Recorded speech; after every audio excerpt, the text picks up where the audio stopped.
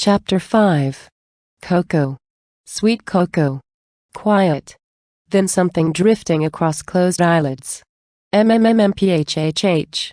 Dipper smacked his lips and opened his eyes. The DVD had finished and was in screensaver mode. Godzilla silently spitting flame across Tokyo, looping forever, asking for play or features. He closed his eyes again, because he was so comfy and cozy with the blanket. Blanket? Around his waist? What the? Dipper lifted his head a few inches and looked around. There was Wendy, asleep again, almost closer than last time if that was possible. Her pretty face just inches from Dipper's. He would have stared longer, but he was very interested in looking at what he thought he felt was around his waist. No.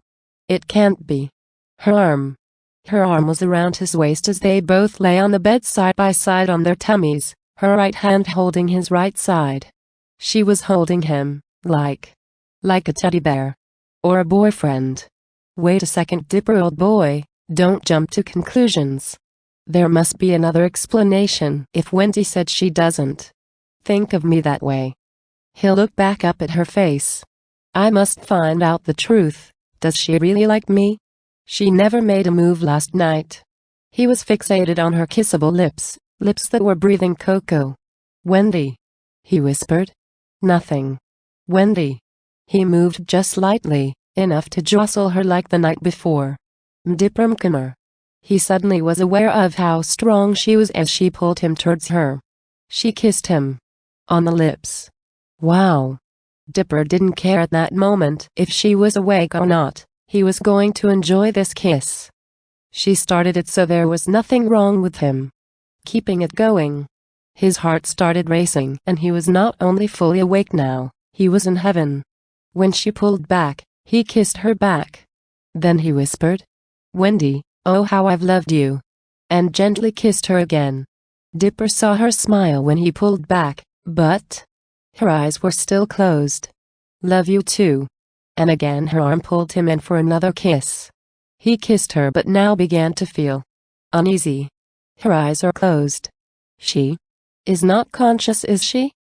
But she is saying my name. She must be dreaming about me, and knows in her dream she is kissing me and seems okay with it, and even said she loves me too. Dipper now began to be unsure of what to do. Here he was with the girl he loved, her arm around him, telling him she loved him too and kissing him, but he had to stop.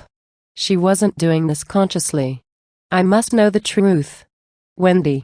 Wendy. Wake up. She started snoring. Wendy. Wendy.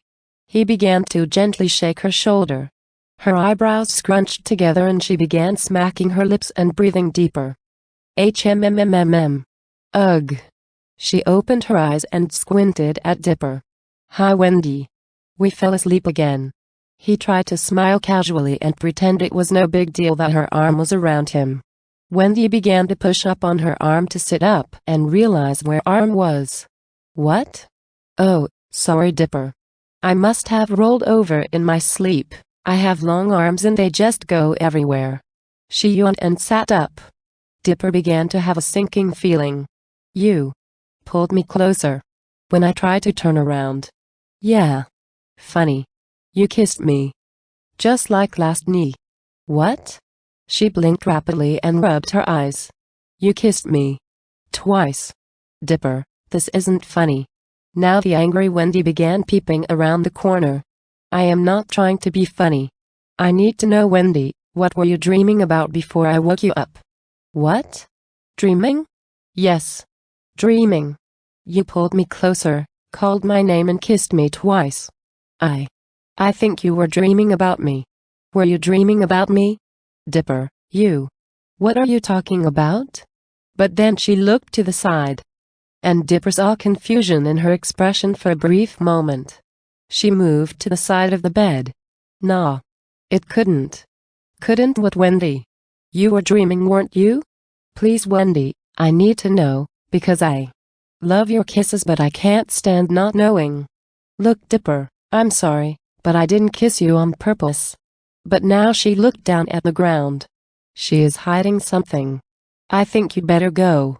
Wendy, please. Go home, Dipper. Let's talk in the morning. But don't talk to anyone else about this, understand? Now it was Dipper's turn to look down at the ground. I won't but why can't we talk about it now? We are alone now with no one around to hear us. Wendy was silent. She reached over to the TV and shut it off. Now they were both in the dark.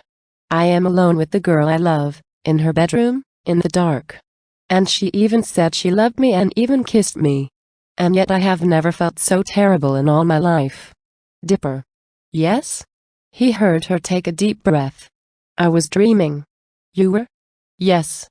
Look, Dipper, please don't take this the wrong way, and don't tell anyone about this. Understand? Please? I promised Wendy. And I would never do or say anything to hurt you. I was dreaming about you. But you were older. It was the future, okay? And, well, you were older, much older than 14. Why older? Oh, yeah. In the silence, Dipper could hear his heart pounding. My future self has a chance. She was dreaming about me. But she doesn't feel that way about the present me. The under 18 me. I understand, Wendy.